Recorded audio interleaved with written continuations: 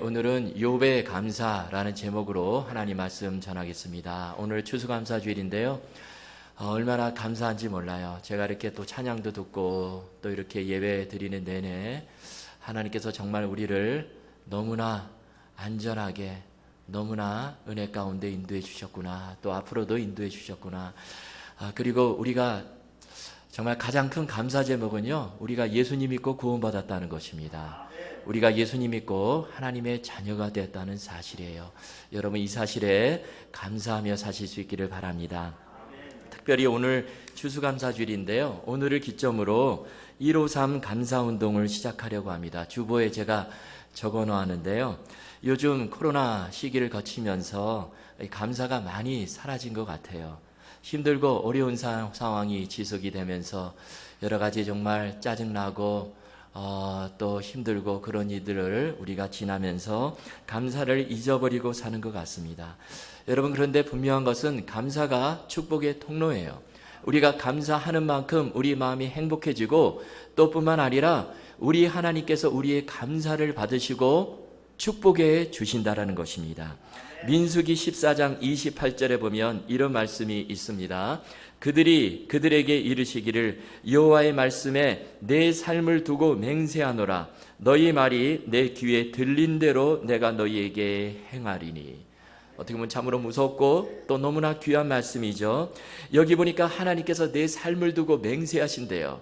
제가 성경에 보니까 우리 하나님께서 이렇게 말씀하신 적이 거의 없으세요. 그런데 우리 하나님께서 내 삶을 두고 맹세하시는데 무엇을 맹세하신다는 것입니까? 바로 너희 말이 내 귀에 들린 대로 내가 시행하리라. 여러분, 그렇다면 우리가 어떻게 살아야 할까요?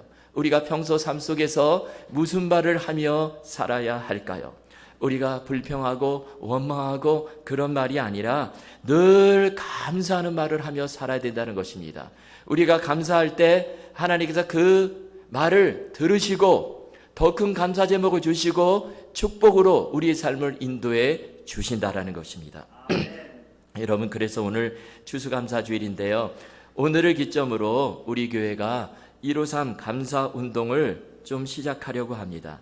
여러분, 왜 153일까요? 요한복음 21장에 보면 부활하신 예수님께서 갈릴리 바다에서 물고기를 잡고 있는 제자들에게 나타나셨어요. 그러면서 그물을 배 오른편에 던지라 말씀하십니다. 그러자 제자들이요, 그물을 던졌는데 정말 그물이 찢어질 정도로 엄청난 물고기가 잡혔는데요. 근데 요한복음은 그 숫자를 밝히고 있어요. 153마리가 잡혔다, 이렇게 숫자를 기록하고 있습니다. 여러분, 이 숫자는 축복의 숫자예요. 그래서 그 숫자 153을 따서 153 감사운동을 좀 시작하려고 합니다. 그러면 153을 어떻게 적용할 수 있을까요? 여러분, 1은 하루에 한 번 하나님 말씀을 묵상하는 것입니다. 하루에 한 번 하나님 말씀을 묵상하기. 그리고 5는 하루에 5가지 감사 제목을 적으라는 것입니다. 여러분, 수첩에다가 하루에 5가지 감사 제목을 적어 보십시오. 그리고 3은 하루에 3번 감사를 표현하는 것입니다. 가족에게, 직장 동료에게, 만나는 사람에게 하루에 3번씩 감사를 표현하는 거예요. 여러분, 이거 마음만 먹으면 할 수 있습니다. 이렇게 하면 바로 제자들에게 임했던 그 153의 축복이 저와 여러분에게도 임하게 될 줄로 믿습니다. 그래서 오늘부터 이 153 감사운동 우리가 다 이렇게 한번 동참했으면 좋겠어요. 오늘 설교 제목이요, 욥의 감사인데 오늘 추수감사주일을 맞아서 또 153 감사운동을 시작하면서 저는 이 욥이 생각이 났습니다. 왜냐하면요, 욥은 최악의 상황 속에서 최고의 감사를 드렸기 때문에 그래요. 근데 사실 153 이 감사운동 좀 시작하면서 제가 좀 걱정이 되었습니다. 자칫 잘못하면 그냥 구호로 끝나는 것은 아닐까. 살면서 어려운 일, 힘든 일 만나면 또 흐지부지 되는 것은 아닐까, 그런 생각이 드는 거예요. 여러분, 우리가 사실 감사해야 되겠다, 내 마음으로 결심을 해도 우리가 살면서 문제에 부딪히고 어려움이 지속이 되면 감사하기가 쉽지가 않아요. 그때 참고 우리가 감사해야 복을 받는데요. 그래서 우리가 어떻게 지속적으로 감사할 수 있을까? 이것을 생각하다가 이 욥이 드린 감사를 생각하게 되었습니다. 우리도 삶 속에서 욥이 드린 그 감사를 우리가 드릴 수만 있다면 우리도 어떤 상황 속에서도 무슨 일을 만나든지 감사하며 살 수 있을 것입니다. 여러분, 우리가 잘 아는 대로 욥은 고난을 많이 당한 사람이죠. 성경의 인물들 가운데 욥처럼 이렇게 고난 많이 당한 사람들이 있을까? 그럴 싶을 정도로 아주 많은 심한 고난을 당했습니다. 여러분, 욥이 어떤 고난을 당했죠? 욥은 본래 동방 우스 땅에 사는 가장 큰 부자였습니다.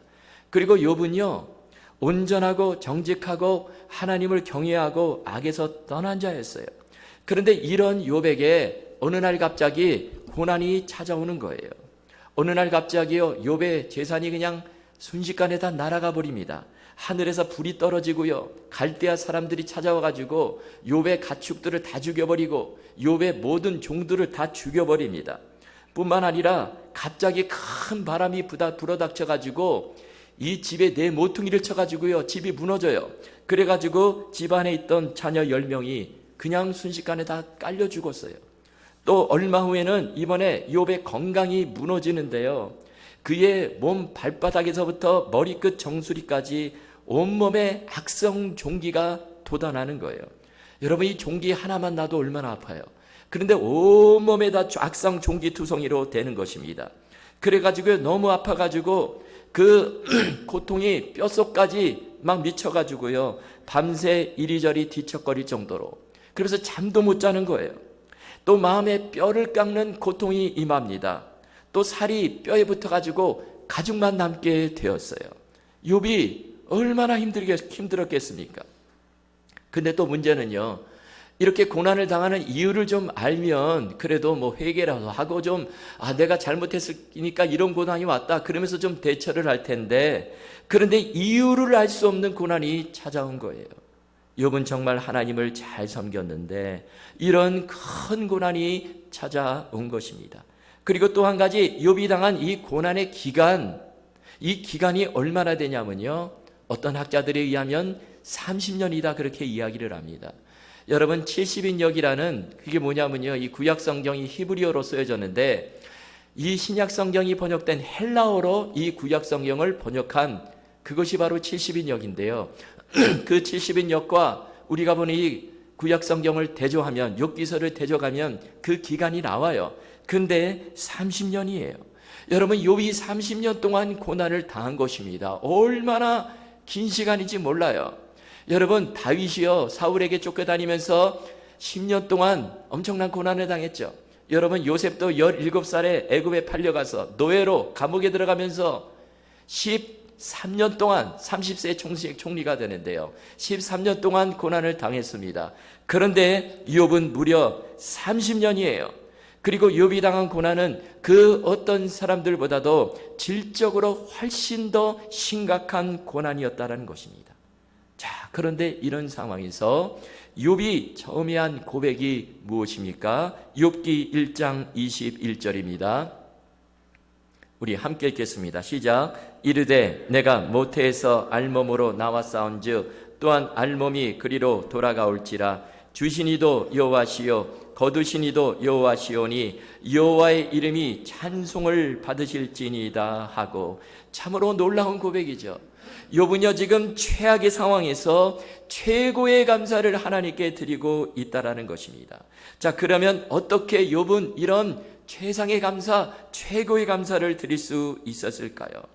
우리가 욥기서를 읽어보면 욥기서 길죠. 그런데 이 두 구절, 오늘 본문에 나타난 이 두 구절을 통해서 우리가 힌트를 얻을 수가 있습니다. 다시 말씀드리면 욥에 드린 감사는요, 어떤 상황에 매여서 드린 감사가 아니에요. 이렇게 되면 감사를 드릴 수가 없죠. 욥에 드린 감사는 믿음과 연관지어서 드린 감사였다라는 것입니다. 욥은 어떤 상황 속에서도 끝까지 살아계신 하나님을 붙들고 의지하고 신뢰했더니 이런 엄청난 감사를 드릴 수 있었다라는 것입니다. 그래서 이 시간 욥의 감사 드린 이 두 가지 비결을 좀 더 구체적으로 살펴보고요. 여러분, 저와 여러분 삶 속에서, 아니 우리가 주님 앞에 설 때까지 정말 살아계신 하나님께 찬송하며 감사하며 사시는 은혜가 있기를 주님의 이름으로 축원합니다. 첫 번째 욥이 드린 감사의 비결은 주신 분도 하나님이시고 거두어 가신 분도 하나님이심을 믿었다라는 거예요. 여러분, 이것이 중요합니다. 우리가 이것을 믿어야 어떤 상황 속에서도 감사할 수 있어요. 욥기 1장 21절 제가 다시 읽어드리겠습니다. 이르되 내가 모태에서 알몸으로 나와 싸운즉 또한 알몸이 그리로 돌아가올지라. 주시니도 여호와시요 거두시니도 여호와시오니 여호와 이름이 찬송을 받으실지니이다 하고, 끝에 욥이여 여호와 이름이 찬송을 받으십니다, 이렇게 욥이 감사 고백을 하고 있는데 바로 그 앞에 어떤 말이 나오고 있습니까?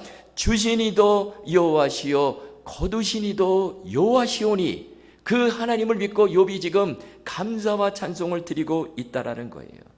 여러분, 우리는 하나님을 어떤 분으로 믿고 있습니까? 우리는 주로 주시는 분으로 믿고 있죠. 물질도 주시고 건강도 주시고 축복도 주시고 은혜도 주시고, 이렇게 자꾸 무엇을 계속해서 주시는 분으로 하나님을 생각합니다. 그런데 여기에 문제가 있어요. 여러분, 욥이 고백한 하나님은 어떤 분일까요? 주시기도 하시지만 거두어 가시는 분으로 욥은 하나님을 고백하고 있다라는 거예요. 여러분, 사실 우리가 하나님을 주시는 분이시다, 너무 이쪽으로만 생각하면 우리의 신앙생활이 힘들어질 수 있어요. 왜냐하면 하나님은 욥의 고백처럼 주시는 분이시기도 하시지만 거두어 가시는 분이시기도 하시기 때문에 그래요. 그래서 우리가 이 두 가지 측면을 모두 인정해야 하나님께 내 삶을 맡기고 감사할 수 있다라는 것입니다. 성경에 보면 그런 예들이 나오죠. 하나님께서 아브라함에게 너무나 귀한 아들 이삭을 선물로 주셨습니다. 정말 하나님께서 주시는 하나님이시죠. 너무나 좋으신 하나님이에요. 아브라함이 그 하나님을 만났습니다. 그런데 하나님 또 어떻게 하시죠? 그 주셨던 아들을 또 달라고 하세요. 거두어 가시겠다는 거예요. 모리아 산에 올라가서 그 아들을 번제로 드리라 말씀하십니다. 여러분, 이때 만약에 아브라함이요, 하나님께서 오직 하나님을 주시는 분으로만 믿었다면 어떻게 됐을까요? 아브라함 그냥 참지 못했을 거예요. 막 원망하고 불평하고 막 따졌을 것입니다. 어쩌면 정말 하나님께 화까지 낼 수도 있어요. 그런데 성경을 보면 아브라함 아무런 불평 원망도 하지 않습니다. 그저 말없이 이삭을 데리고 모리아 산에 올라가죠. 저는 이런 생각을 했습니다. 아브라함도 분명히 하나님은 주시는 분이시기도 하시지만 또 거두어 가시는 분이시구나, 그렇게 믿었을 것이다, 그런 생각을 했어요. 여러분, 그렇습니다. 우리가 하나님을 이렇게 믿을 때 우리가 그 하나님께 순종할 수 있고 감사하고 어떤 순간에도 끝까지 하나님을 붙들 수 있다라는 거예요. 자, 그런데 하나님께서 왜 이삭을 거두어 가시려고 했을까요? 그냥 있는 것 빼앗아 가시려고 그랬을까요? 그렇지 않습니다. 이유가 있습니다. 여기에 놀라운 하나님의 섭리가 있어요. 여러분, 하나님은 주시는 분이시기도 하지만 거두어 가시는 그 놀라운 섭리가 있는데, 그것이 바로 우리에게 더 큰 복을 주시기 위해서, 아브라함을 만민의 믿음의 조상으로 세워주시기 위해서 그렇게 하셨다라는 거예요. 여러분, 요한복음에 보면 하나님께서 마리아와 마르다의 오라버니 나사로를 거두어 가십니다. 그의 생명을 거두어 가세요. 왜 그렇게 하셨을까요? 바로 그 일을 통해서 하나님께서는 주시기도 하시지만 거두어 가시는 분이심을 알게 하기 위해서, 그리고 궁극적으로 그 일을 통해서 우리 하나님께서 영광 받으시고 예수님께서 영광을 받게 하시기 위해서 그렇게 하셨다라는 거예요. 그래서 결국에 예수님께서 나흘 뒤에 그 죽은 나사로를 다시 살려내시죠. 여러분, 우리도 살면서 잃을 때가 있습니다. 물질도 잃어버리고 건강도 잃어버리고 내 소중한 거 잃어버릴 때가 있어요. 그러나 그때 우리가 기억해야 될 거, 우리 하나님은 주시기도 하시지만 거두어 가실 수도 있는 분이시다라는 것입니다. 그리고 주실 때도 하나님의 뜻이 있고 거두어 가실 때도 다 하나님의 뜻이 있다, 이렇게 믿는 거예요. 조금 전에 아브라함과 나사로 이야기 말씀드렸는데요.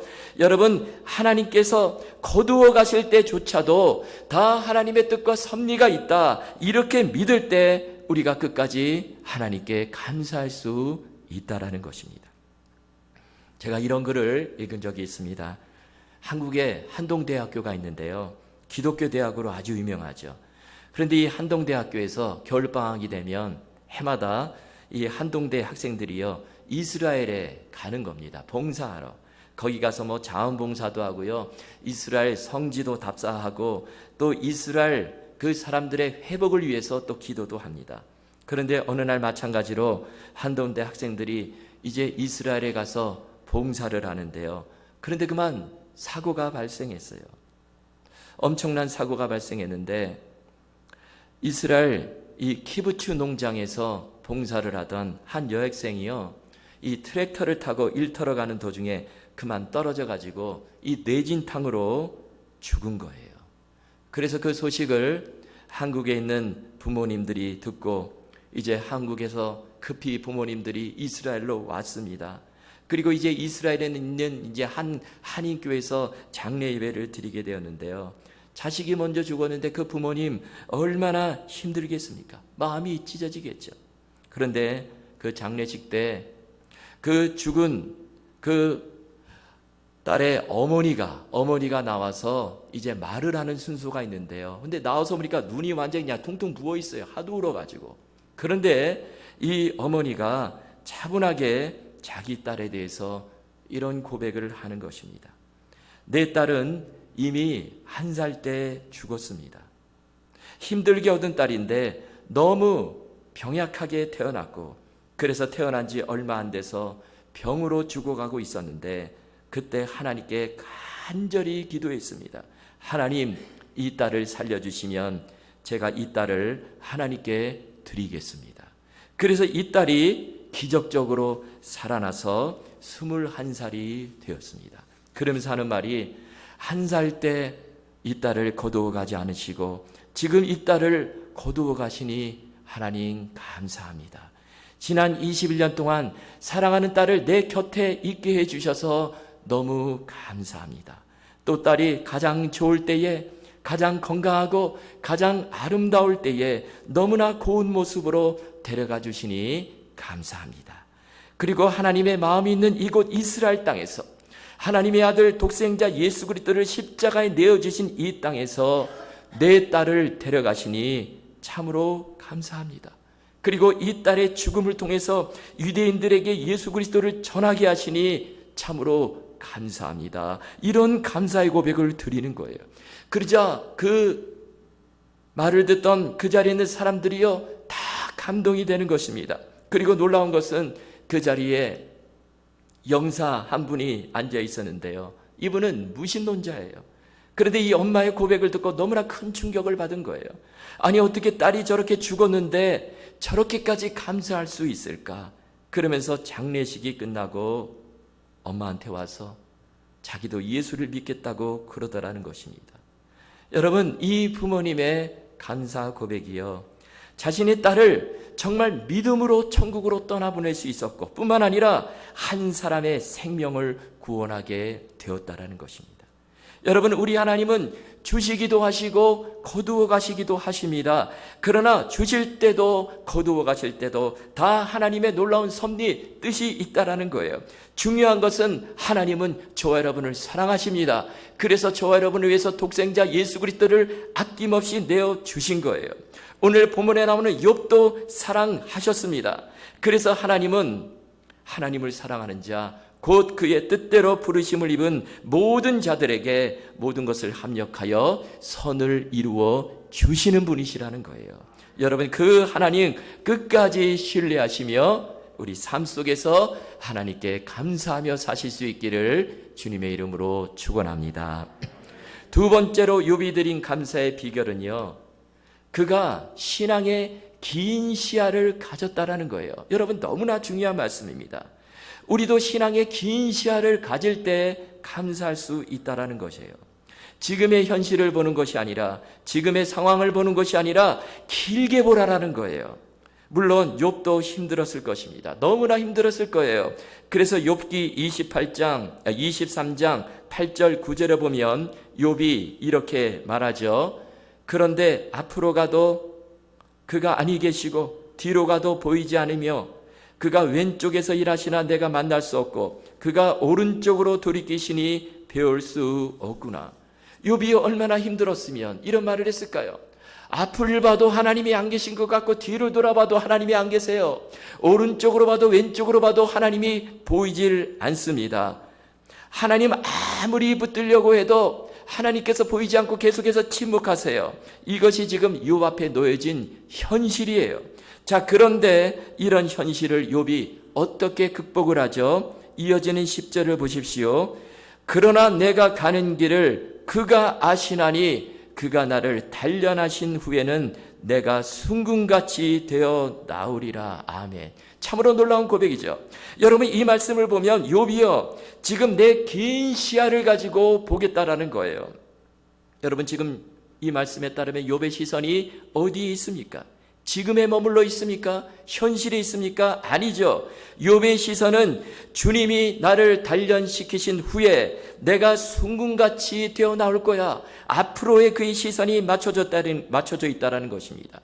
지금 욥이 당한 고난 너무나 힘들지만 죽을 정도로 힘들고 앞이 캄캄하지만 그러나 욥은 인생을 짧게 보질 않습니다. 그는 믿음의 긴 시야를 가지고 결국에 내가 순금같이 되어 나올 것이다. 이 자신의 미래를 바라보고 있더라는 거예요. 이것을 생각하고 지금 이 순간에 욥이 감사를 하더라는 것입니다. 여러분, 왜 우리가 긴 시야를 가져야 하는가? 우리가 이 요셉의 인생을 보면 너무나 또 분명하게 우리가 그것을 이해할 수 있습니다. 요셉 형들에 팔렸죠. 그래서 애굽의 노예로 13년 동안 고생을 하며 살아가는데요. 그런데 성경은요, 이상하게도 그런 요셉을 보고 뭐라고 말씀하고 있습니까? 내가 복받았대요. 내가 잘되고 있대요. 내가 형통하다, 이런 말씀을 하고 있어요. 창세기 39장 1절 2절입니다. 우리 함께 읽겠습니다. 시작. 요셉이 이끌려 애굽에 내려가매 바로의 신하 친위대장 애굽 사람 보디발이 그를 그리로 데려간 이스마엘 사람의 손에서 요셉을 산이라. 여호와께서 요셉과 함께 하심으로 그가 형통한 자가 되어 그의 주인 애굽 사람의 집에 있으니. 아멘.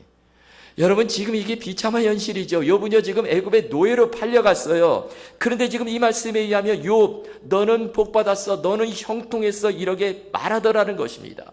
뿐만 아니라 더 기가 막힌 거, 요셉 이어서 감옥에 떨어지죠. 창세기 39장 23절입니다. 간수장은 그의 손에 맡긴 것을 무엇이든지 살펴보지 아니하였으니 이는 여호와께서 요셉과 함께 하심이라. 여호와께서 그를 범사에 형통하게 하셨더라. 여러분, 마찬가지죠. 지금 감옥에 지금 들어가는데 지금 이 성경은 그런 욥을 보고 너는 참으로 복받은 사람, 너는 형통한 사람이야, 그렇게 말하더라는 것입니다. 여러분, 우리가 지금 성경을 제3자의 입장에서 봐서 그렇죠. 욥의 입장에서 봤을 때 이거 기가 막힌 지금 말이에요. 너무나 기가 막힌 현실입니다. 욥 잘 살다가 지금 애굽에 팔려와가지고 순식간에 17살에 지금 노예로 살다가 지금 또 저 지하 감옥에 완전히 떨어졌는데, 그런데 성경은 이렇게 2번씩이나 욥 너는 형통한 사람이다, 이렇게 반복을 하고 있어요. 여러분, 이유가 뭘까요? 그 이유는 하나님은 요셉의 인생 전체를 다 알고 계신다라는 거예요. 요셉 인생을 통으로 보고 계신 거예요. 과거의 요셉, 현재의 요셉, 그리고 미래의 요셉의 인생이 어떻게 변화될지를 다 알고 계세요. 여러분, 하나님은 요셉이 형들에 의해서 팔려서 애굽의 노예로 끌려갈 것이고, 또 보디발의 집에서 강간 미수범으로 몰려서 감옥에 들어갈 거 다 아세요. 그러나 그것만이 아니라 결국에 하나님께서 요셉을 그 감옥에서 나오게 하시고 애굽의 총리로 세워주시고 민족을 구원할 것까지 다 알고 계시다라는 것입니다. 여러분, 이렇게 되니까 요셉이요, 형들에게 팔린 거 이거 잘 되고 있는 것이죠. 억울하게 감옥에 들어간 거 이것도 잘 되고 있는 거예요. 여러분, 여기서 하나님과 우리 사람의 시각 차이가 벌어집니다. 우리는 지금 당장 눈앞에 있는 고난만 봐요. 현실만 봐요. 그래서 눈물을 흘리고 내 인생 끝났어, 우리는 그냥 이야기해버리지만, 그러나 하나님은 지금이라는 그 단면만을 보지 않으신다는 거예요. 우리 인생을 전체로 통으로 보신다는 것입니다. 그래서 우리가 믿음의 긴 시야를 가져야 하는 것입니다. 여러분, 하나님은요, 요셉의 결말을 다 알고 계시기에, 요셉이 애굽에 팔려 보디발의 집에 있을 때에도, 감옥에 들어갈 때에도, 요셉아, 너는 참으로 형통한 사람이야, 너는 잘하고 있어, 여러분 이렇게 말씀하고 있다는 것입니다. 여러분, 이것이 맞는 이야기죠. 여러분, 마찬가지입니다. 지금도 우리의 현실을 보면 너무나 힘들고 포기하고 싶을 때가 있죠. 그러나 내 앞날이 어떻게 변화되고 어떻게 전개될지, 그것을 내가 아는 것이 아니라 우리 살아계신 하나님은 알고 계세요. 그래서 욥이 또 이렇게 고백하잖아요. 나의 가는 길을 오직 그가 아시나니. 여러분, 욥이요, 이 믿음을 가지고 하나님을 감사하는 것입니다. 우리도 이 믿음을 가지고 긴 시야를 가지라는 거예요. 제가 좋아하는 말 가운데, 하나님이 끝났다고 하시기 전까지 절대로 끝난 것이 아니다, 이런 말이 있습니다. 여러분, 그렇습니다. 우리의 결말을 아시는 분은 오직 하나님이세요. 그러므로 우리가 할 일은요, 믿음의 긴 시야를 가지고 지금 당장의 이 현실을 보고 조급해하는 것이 아니라 믿음의 긴 시야를 가지고 보라라는 거예요. 그럴 때 우리가요, 지금 이 순간에 미리 감사할 수 있고 찬송할 수 있고, 그리고 하나님은 지금 우리가 드리는 그 감사를 받으시고, 그렇구나, 내가 참으로 나를 신뢰하는구나, 그것을 보시고 하나님께서 더 큰 감사 제목으로 인도해 주시고 우리를 축복해 주신다라는 것입니다. 말씀을 맺겠는데요, 여러분, 제가 두 가지 말씀을 드렸는데요, 첫째는 우리 하나님은 주시기도 하시고 거두어 가시는 하나님이시다. 여러분, 이 말씀 우리가 늘 기억하시고요, 뿐만 아니라 믿음의 긴 시야를 가지라. 지금 이 현실 상황만 바라보는 것이 아니라 우리의 앞날, 우리의 미래를 붙들고 계시는 하나님을 바라보며, 지금 나는 잘 되고 있는 거야, 여기에도 하나님의 놀라운 뜻이 있을 거야, 이렇게 생각하고 지금 감사하며 찬송하며 사시는 은혜가 있기를 주님의 이름으로 축원합니다.